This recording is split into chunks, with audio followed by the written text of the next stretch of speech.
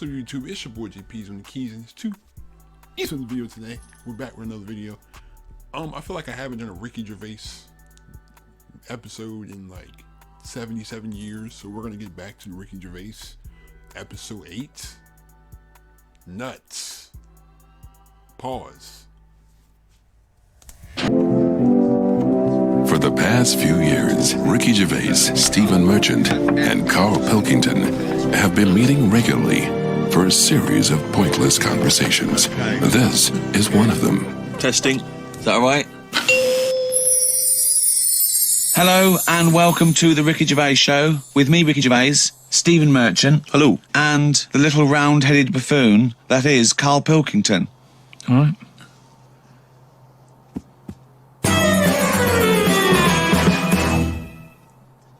We do, of course, Rick, every week get thousands of emails. Emily from New York has asked Carl this.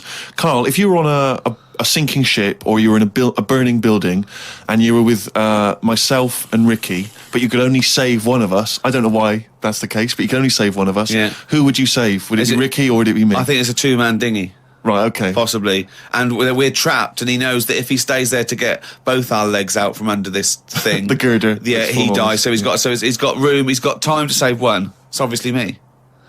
It's hard to say, isn't it, at this point? What, because Steve's in the room, you mean? Well, no, just because we don't know what the situation is. Okay, well, let's say we're on a sinking ship, all right? So you're going to have to rescue one of us, drag us into the dinghy. It's going under. You know, in 30 seconds... Okay, this ship's going to go under and drag you down and you're going to die, right? And our legs are trapped and you've got enough time to untangle one set of legs. Whose legs do you untangle? Now, just because my legs are long does not necessarily mean it's more complicated. No, it's exactly the same amount of time. Just have to make a choice. A terrible choice that Steve would not, hate you for. Well, no, listen. He won't be around for long. He's going to drown in 30 seconds. Well, forget him. So bear in mind this, Carl. You are going to be stuck in a dinghy with Ricky Gervais, and who knows how long that's going to take. Think of all the head squeezing that's going to be going on, the comments, the wind. And do you honestly think that he's going to, if there's any provisions, that he's going to split them evenly with you? I mean, he's going to have drunk all the water, and there's only going to be. Look at his lips. Look at the lips. Yo, look at his lips, bro. Holy moly. Look at those lips. About half an hour in, the food's going to be gone. Look at his gut. Look how much, of the food he's going to have to eat, the baked beans that you've got on board. Whereas me, you know how generous I am. I'm always sort of helping you out. Oh, there we go, Carl. I think he's put the nail in his own coffin there. You know how generous I am, Carl. Let's talk about that, Carl. Come on, think about that one. Yeah, I mean, have you forgot about that, Steve? What? The time when we went for a coffee and we had to have a bit of a heated debate about the 50 pence change. Yeah, you owed me 50p, and you decided you didn't want to give it to me because it was only 50p. And my point was, it's not a question of 50p, it's the fact that it's not your decision to decide not to give it to me. If I wanted to be generous, that's my decision. But you can't go, oh, it's only 50p, Steve. It's my decision. But you just given him a free keg. Yo, why is Steve getting triggered? This is what? Steve getting triggered? Oh, calm down, sir. Calm down. Calm down. I'm assuming that's the equivalent. I can't talk. I'm assuming that's the equivalent of like a 50-cent piece. Like 50p, I'm assuming that's a 50-cent piece, kind of like. I mean, I don't know like European currency because it's like two different currencies. I know in the UK it's a pound, but if it's anywhere else, it's a euro. So I know that. So yeah. Egg of beer. Yeah. No, but that did not come to you, and you didn't pay for the free keg of beer. It was a promotional thing that was sent to you. It's the same thing as the way I gave Suzanne my leaving present from my last job. A lot of people may not be aware of this if they haven't heard us talking about it before. Yes, but you had a gift from your work as you were leaving after however many years of service, which you then gave straight to your girlfriend without telling her that it had been received from people at work. Doesn't matter. She wanted a camera. It's the same thing as you.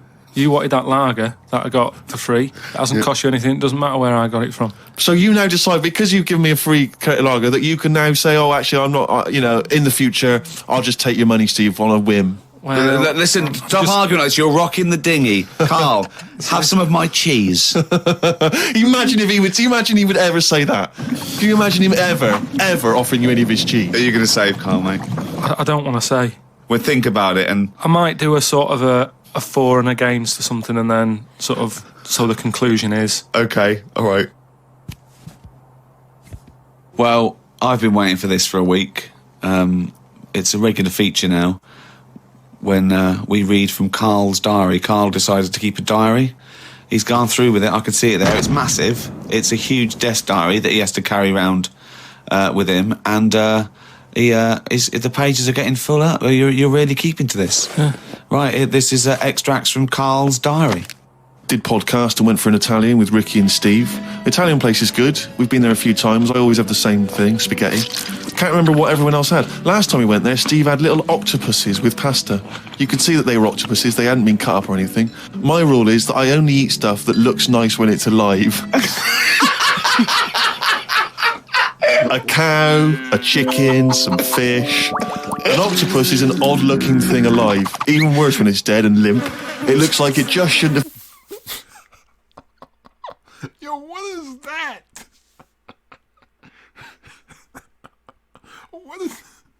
What is that, bro? That look like, I don't even know. It looks like wet clothes. What is that? ...have been sat in the spaghetti. Yeah, I agree with that. Ricky drew another picture of my head. We've given a few of them away as prizes, but he draws so many of them that they won't be worth as much anymore. Everyone will eventually have one. Like those pictures of a boy crying that caused houses to burn down in the 1980s. What does that mean? What are you talking about? It's just some kid. My auntie Nora had one, and it was just like a kid with like a blue jumper on, and it's like a painting, not a photo. Yeah, exactly, yeah. And he's just crying. Like a chocolate box, really awful, sort of sugary. And what happened is they found out that a load of houses were being set on fire or burst into flames, whatever. And the weird thing was... Oh, it's bollocks. Every house that burnt down had that photo. Yeah, because every house had that picture in the fucking 70s and 80s. Idiot. It's like, we're linking it to sinks. Every house that's ever burnt down had a sink. You're talking shit again. Carry on. Wednesday. Saw a homeless bloke. I'm surprised that no companies have thought about sponsoring the homeless. Something like a clothing company. Give them some clothes that have an advert on the back. Everyone's a winner. Good idea. Not bad, is it? Got on the tube to Camden. Read in a free newspaper that hedgehogs could be gone by 2025. I think I've seen more dead hedgehogs than alive ones anyway, so I don't think I'll miss them. Went round to Ricky's house and had a game of pool. It should have been nice and relaxing, but Jane gave me some cake, and Ricky said I can't play pool if my hands are all sticky from cake. It was the sugar. And it wasn't that either. After he'd finished it, they weren't just sticky. He was licking his fingers, sucking his fingers off, and then was going to pick up pool cues and touch things. And I was thinking, go and wash your hands after licking your hands. You're not a cat. This turned into an argument when I said I didn't want to wash my hands. Why didn't he? Disgusting. He goes for a piss all the time without washing his hands, and then... Uh-oh. You know what I'm saying? Wash your hands, because the coronavirus is out. Wash your hands. Wash your hands. 20 seconds, soap and water. No, seriously though. You know what I'm saying? Make sure you keep your hygiene up. Stay home if you need to. Because I know the stores are probably empty. So, just wash your hands. Stay home. I don't know. Like, you try to say avoid touching your eyes, ears, and face. Like, how can you avoid that? Like, how? You just gonna be like, all day, you're not gonna wipe your eyes, you're not gonna do nothing to your nose, you're not wipe some crust out the corner of your mouth. Like, but, okay, I understand the washing your hands, but, yeah, wash your hands, because coronavirus is rampant. Squeezes my head. I know I'd prefer to have lemon cake crumbs on my head than knob juice. Was going to do a crossword, but I'm tired and have learnt enough today. What have you learned? Well, the stuff about hedgehogs and that. Oh, God. Was on my way to my mates, and I got on a... Oh, I'm sorry if I'm yawning. It's like 2 o'clock in the morning. So, yeah. I don't know why I always wait till, like, really late at night to record, but that's how it is, bro. Train. Got close to a station, but realised I needed a wee. Was about to go in a cubicle when a blind man with a dog who was bumbling his way through the walkway came around. I said, "Are you after the toilet?" He said, "Yeah." I said, "It's on your right." I shouldn't have let him go first, as he took ages, and it would be my stop soon. The dog waited outside the cubicle. I was going to stroke it, but then I remembered someone telling me that you shouldn't. Don't know Why why that not? is. Because something to do with the owner should be the only one who sort of deals with that dog, and you shouldn't. You shouldn't stroke it because you'll cover it in fucking lemon cake. No, but just because if you stroke it and that, it might like me and want to go off with me, and he'll come out and be lost and stuff. Yeah. A few people have sent this in, including Paul, the party animal Parker. For some reason, we've just assumed he's in school. I don't think there's any actual proof of that. But I reckon he left in June, and he's doing sort of bits and pieces, but he's still not a party animal. do you think he can hold down a job? Is he just partying so hard that He can hold down a job. He often arrives late. Sure. And the boss, who's in an overall, go, Parker, you're late again. He goes, yeah, talks in the hand. Yeah. I think that he's the sort of guy that he'll just happily say, listen, I survive on 4 hours sleep. Yeah. Sometimes I go to work, I've not slept at all. But I think he comes in with his headphones blaring, right, on a skateboard, and the bloke goes up to him, the old bloke, right, the old fuddy-duddy bloke, goes, you stupid idiot, you can't work there. He goes, chill out, man, and in 2 minutes, he's got him dancing. Oh, I know what he's like. Yeah, he is just like, you just can't resist it, because he's just a fun guy. Yeah. Anyway, Paul and a few other people have sent in this piece of information they've discovered from one of the more respected news networks. The headline is this: female kidney turns lumberjack onto housework. Right. Now, a Croatian lumberjack apparently has claimed that he started enjoying housework and knitting after he was given a female kidney. He claims he's going to sue his local health authority because he says he's become a laughingstock. He used to enjoy heavy drinking sessions and things. The kidney transplant saved his life, but they never warned me about the side effects. I've developed a strange passion for female jobs, like ironing, sewing, washing dishes, sorting clothes in wardrobes, and even knitting. Well, if he likes it, what's the problem? It's nonsense. It's nonsense. Hold on, though. What makes me laugh is he's become a laughingstock. So what do you do when you become a laughingstock? Tell the newspapers. Well, yeah. Tell the newspapers about it, because then that'd keep it completely under wraps. Then. But it's the sort of medical nonsense that Carl would normally come out with. Absolutely. What? So he thinks because he has a female kidney, he's doing female stuff. Okay. You take on the personality of the person who gave you their blood. Exactly. It's like those old horror stories, you get given a murderer's hand. Yeah. And you go around killing. But there can be certain medical things that would change the way you think and would change you as a person. Say like how they can do face transplants now. Yeah. Right?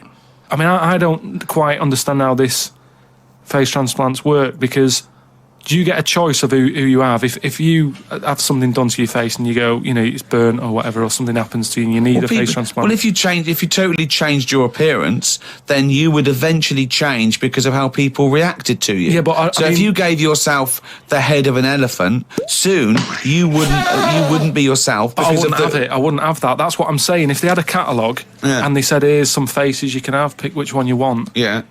Would you be looked upon badly if you go, do you know what? I don't really like the look of any of them. Can I just wait?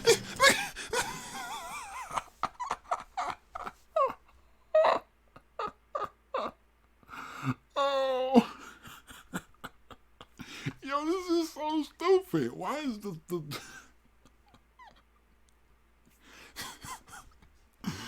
Oh. For a better face? Or at this moment in time, have you just got to take what's on offer? Carl, there's no one looking through catalogues at faces they might be able to have. No, they do now because of the face transplant thing. But who are these people putting their face up for? They wait till someone... Yeah, I know, but at some point... Well, I tell you what, I would not have a face transplant if I haven't seen the face before I'm going to have it. You had to... I want to see what I'm having. Because I could end up with anything. You mentioned elephant's head. What, do you know what I mean? Whose head are they going to use? Is it the latest thing that's died? Oh, well, this got run over before. Yeah, I'll stick this on your head. But where did this come from?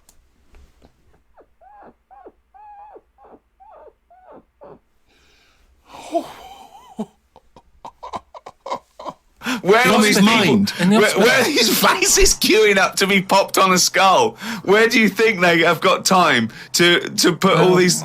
Maybe this is why it won't catch on. I don't know. This is extraordinary. You've created in your own head the existence of this pamphlet, and now you're defending it, even though we don't know it even exists. And you're this skull on a hospital bed going, I'm not having that. I don't like the look of him. He looks a bit shifty. No, I don't like that. Oh, no. Can I ask this now? Let's say we'd passed away sadly in something terribly tragic. The nation's mourned. You know, it's terrible. It's like one of the great national disasters. But wow, a podcastrophe. you, at the same time, you survived the accident, okay, but your face is hideously disfigured. You can take either Ricky's face or mine to have. I'm surprised you're asking this, though, Steve. I mean, it's just, it doesn't seem like any of them is like a great option. Oh, thanks. And this is what I'm saying about the catalogue. If those two were on offer, I might go, do you know what? Pop in again tomorrow. Bring in another booklet. This is from Anne-Marie. She says that she loves the podcast. She listens with her 7-month-old baby. That cannot be a good idea. And she says this to you, Carl. If you had children, what is the most important lesson you'd want to teach them? I mean, in a way, if you sort of look after a kid too much, it doesn't learn that much. But if you let it learn by its mistakes, it'll probably grow up all right. But there are some mistakes you can't afford it to make to learn from. Yeah, driving a car the wrong way down a motorway. Testing if the fire really is hot. No, but say like the time... Does broken glass really taste horrible? These are lessons you don't want it to learn from mistakes. You can tell them that. Yeah, but what I mean is, there's certain things that I just think there was a kid who grew up in our avenue, right, on the estate, who, when it was born, right, we kind of thought it's got no chance, this kid, because its man was a bit of a rumman. You know, a rumman? Where's that? No, just like, you know, she like going out and having a fag and like having a drink, and she's never at home. It's the one who had the horse in the house. Sure. Right? Which I don't want to go over. Sure. It's old news. It's out there, isn't it, if you want to find out about the horse in the house. But she had a kid, and everyone was pretty surprised when they saw it, because it was a good-looking kid. Yeah. She was surprised because, like, you know, the man wasn't that good-looking, the dad was a bit rough. But it came out, and she was showing it around. Why does she look like Miss Piggy? On the avenue, going, look at this I've had. And she was chuffed with it, because it's probably like one of the newest things she's ever had, because everything else was always sort of second down and what have you. But suddenly she's got this brand new little baby, right? Anyway, as it grew up, right, those looks went. Right. And I'm not talking getting old, I'm talking by the age of about 3. It looked rough already.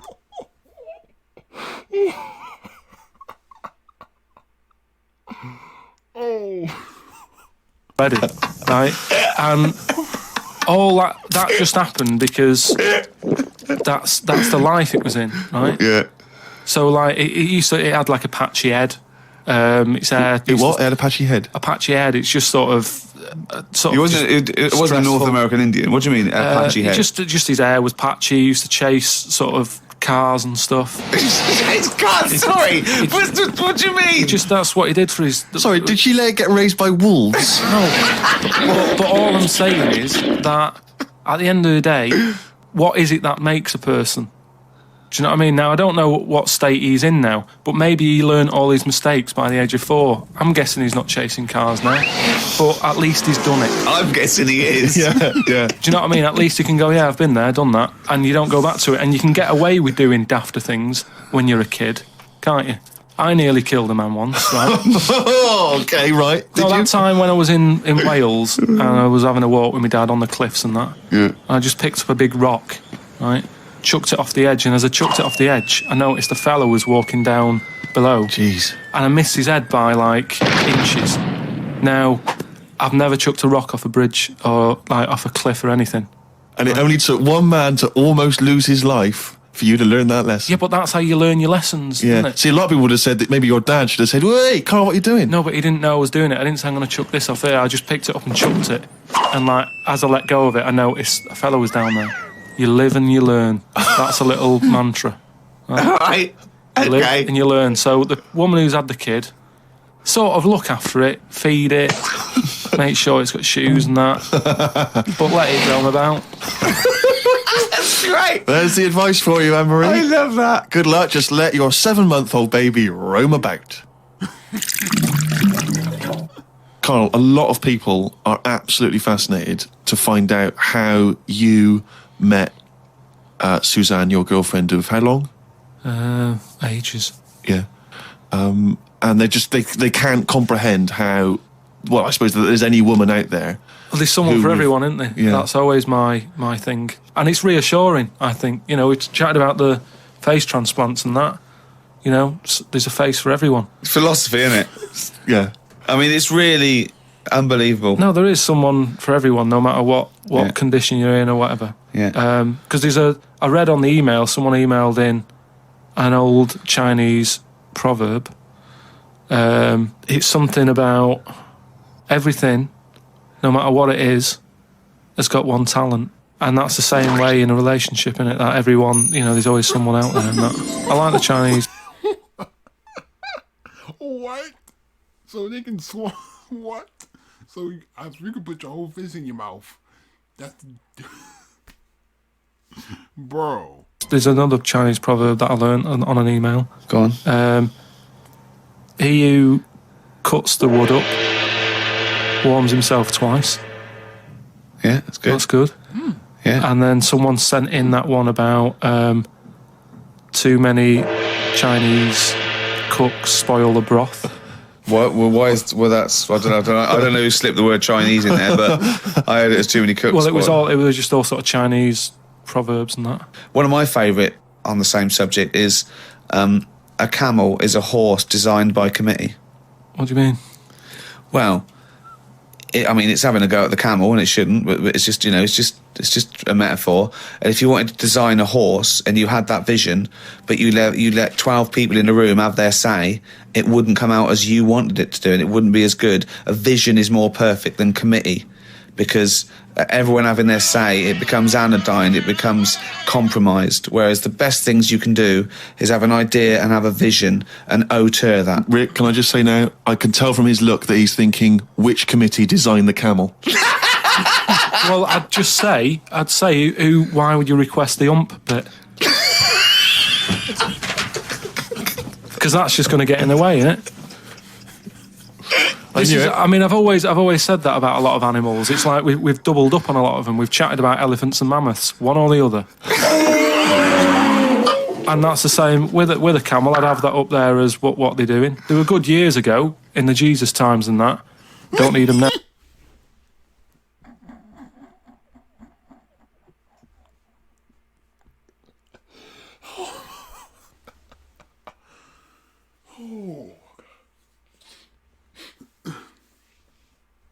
He said they were good in the Jesus times. Oh. Now, you know what I mean? We've moved on.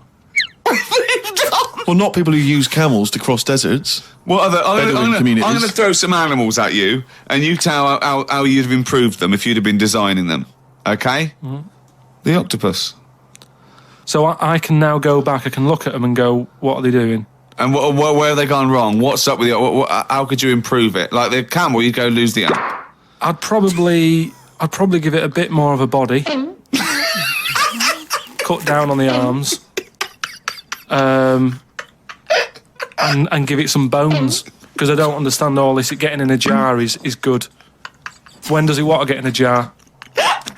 It says... Well, it only wants to get in a jar according to your stories. No, but there's something that says it can get in a jar because it hasn't got any bones, but I don't know why I'd want to do that in the first place.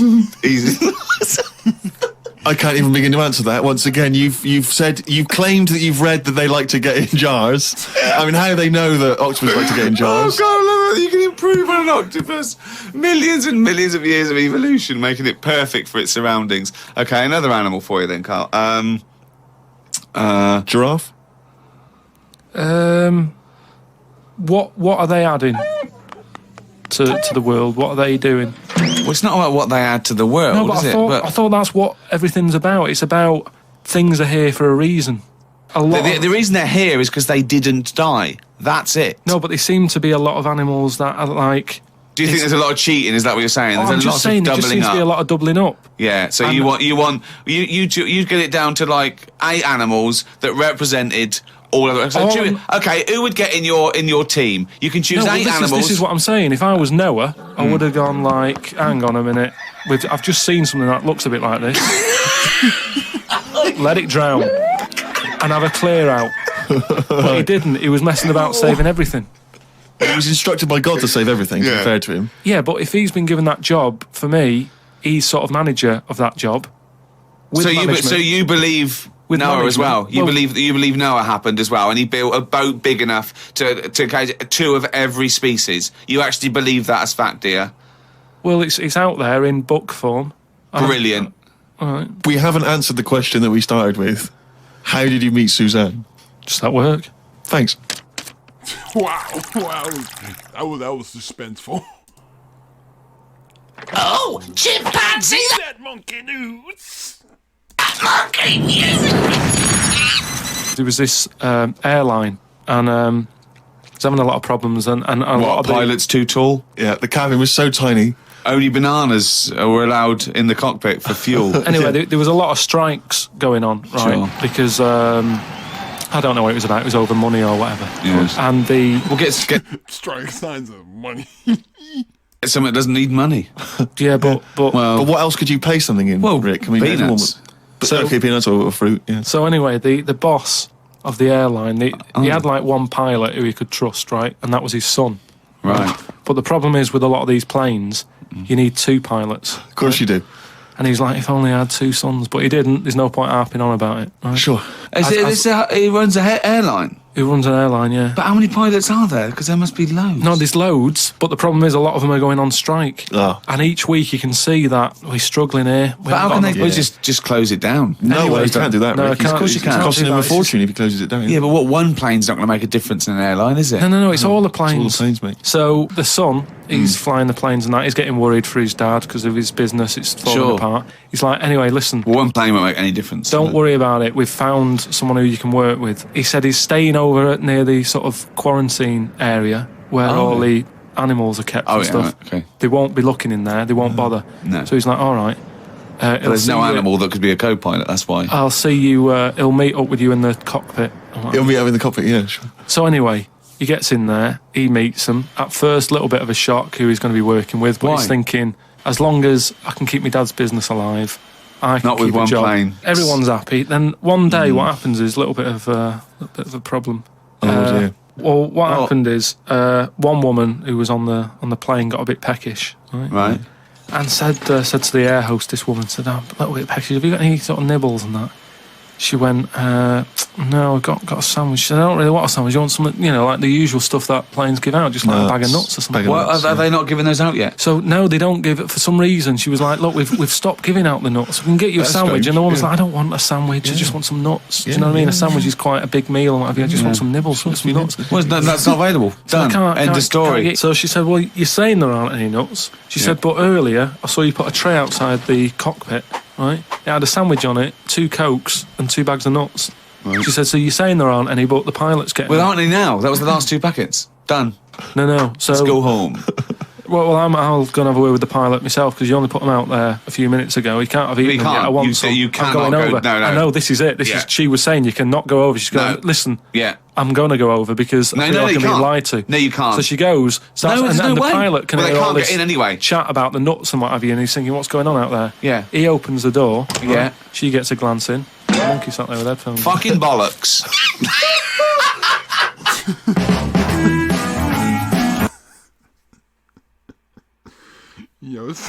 Oh my god.